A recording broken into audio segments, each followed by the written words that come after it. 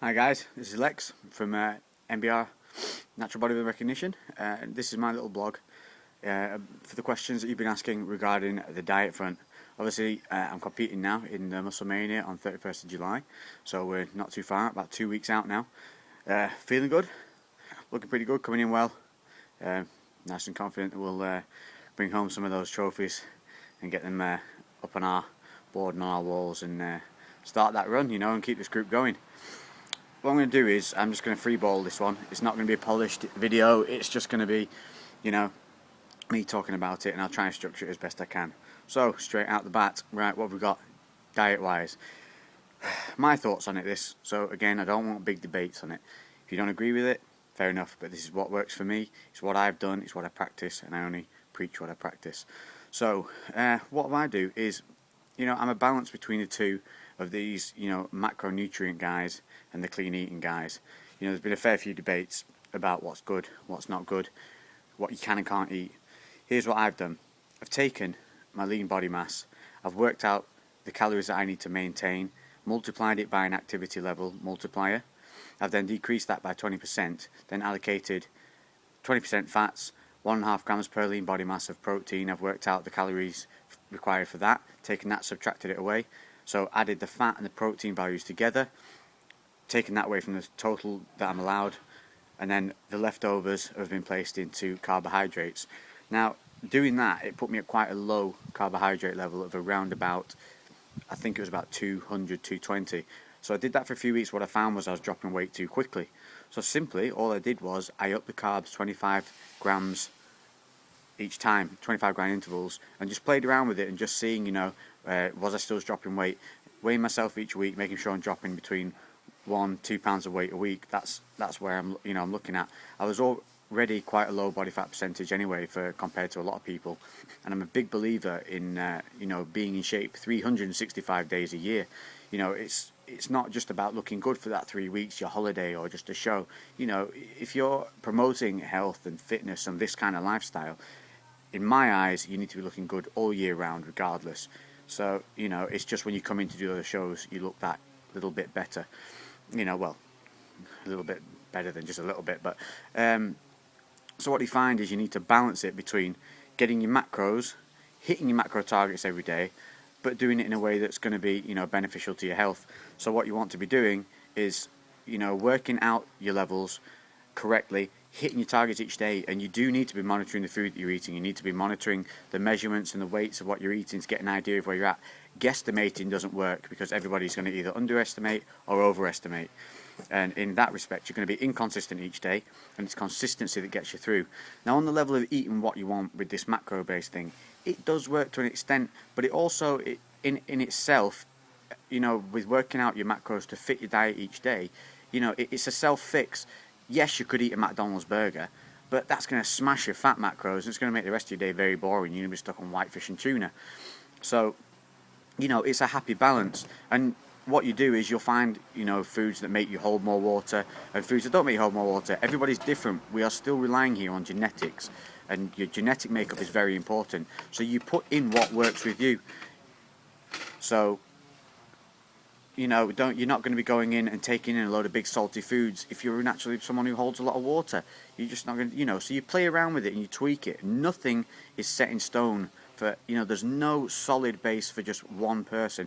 Everyone's a little bit different, but there are good basic things to abide by, and that is hitting your protein levels, hitting your carbohydrate levels, and hitting your fat levels. Doing that using good foods obviously is going to benefit you in a health respect. Doing it with bad foods is not going to benefit you in a healthy respect, although it would still, as long as it fits your macros, it would work with your body composition where you look, but internally it's not going to help you out so much. So basically all I do each day is I make sure I consistently hit my macro levels.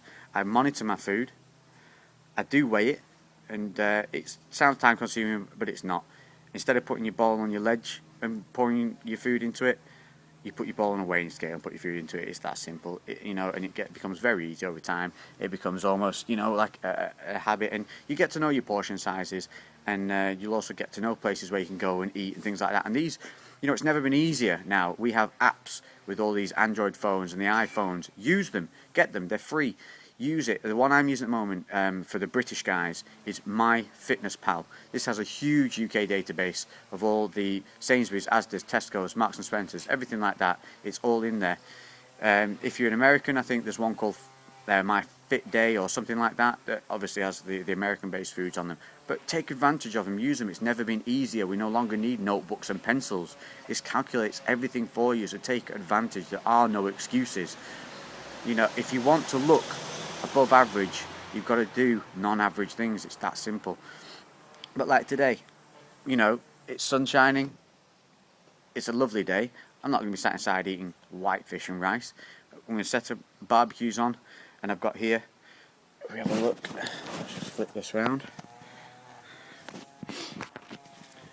Here we go, on the food base. Sausages, bread, over on the barbecue. Ooh, I'll actually flip that, it's going to be annoying. Over on the barbecue we've got chicken, low-fat sausages, salad, baby tomatoes, and I'm 2 weeks out and I'm still dropping £1 a week. It's still working. I'm still using supplements. I'm still keeping a small amount of milk in my diet because these things don't affect me. They don't make me bloat, they don't make me hold water, so why take them out? It is kind of that simple. In respect to anything else that's been asked regard to training, again, split your body parts. Make sure you're targeting them well. Make sure that your form is your main concern, not your weights. If you're lifting a big weight with bad form, you're not going to achieve anything. The whole fact about, aesthetic appearance of muscles is you're taking your body out of the groove it wants to be in. Your body doesn't want to lift with a single muscle. It makes no sense to it. It's not efficient for it. So it will try and cheat at every corner. So you need to shut it down, focus on your techniques. With better technique will come weight with the progression. You'll see progression in your techniques because you'll require more weight to hit the reps that you need.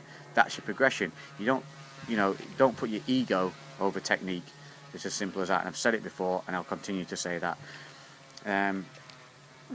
Other than that, I think that pretty much should cover it for you guys. It is basically a matter of using these apps that are available to you, measuring out your foods, working out your macro levels.